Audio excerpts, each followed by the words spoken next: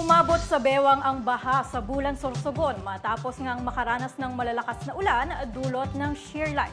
Ayon sa mga residente, mabilis na tumaas ang tubig sa kalsada dahilan upang magdulot ng abala sa mga motorista at residente. Balitang maabante mula kay Rosas Olarte.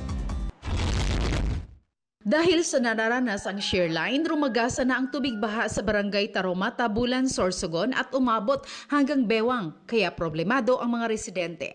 Ayon sa uploader at residente ng nasabing barangay na si Jamaica Greda, umapaw na naman ang ilog na dinaraanan nila kaya tenga ang paglabas nila. Inilarawan niyang ang hawakan ng footbridge ay bumigay na matapos maunang masira ang poste noong nagdaang bagyo.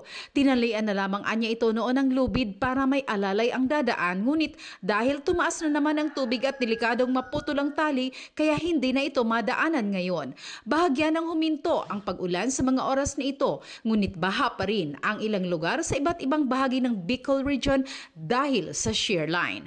Ako si Rosas Olarte ng Abante Radio. Ito ang balitang mabilis, mabangis, walang mintis.